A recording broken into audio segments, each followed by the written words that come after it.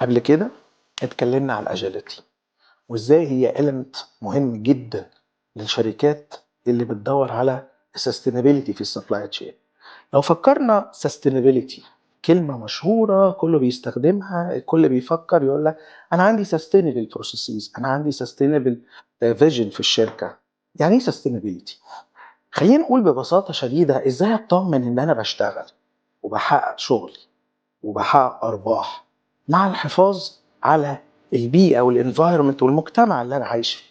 واحده من قصص النجاح المشهوره جدا اللي بتتكلم عن السستينابيليتي لما شركه ايكيا، واحده من اكبر شركات تصنيع الاثاث في العالم، تقرر فجاه ان هي تغير الباليتات الخشب بتاعتها اللي بتستخدمها لبيبر باليتس، باليتات فيها ورق بتشيل نفس الوزن اللي كانت بتستخدمه.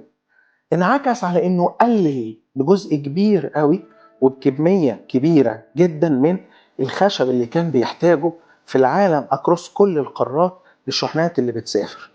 انعكس على كده وبس، كان في امباكت تاني ممتاز ظهر بعد كده، وهو ان الوزن بتاع المنتجات قل.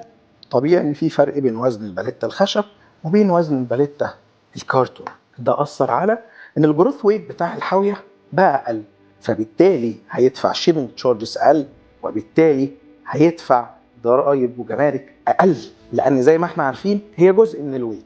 هنا انعكست السستينابيلتي كدرايفر مهم قوي عنده. هو بيفكر في الاجيال اللي جايه، وبيفكر ازاي يحافظ على الشجر وعلى الموارد الطبيعيه بقدر الامكان، بس كمان اثرت على ان هو يقدر يحقق مكاسب من التفكير ده عن طريق ان هو يقلل الوزن في الشحنات اللي بيستخدمها. السستينابيلتي عنصر من العناصر المهمه جدا في السبلاي تشين اللي لازم تكون موجوده عند كل شركه بتطمح وبتفكر ان هي تكمل for a long period of time في الماركت.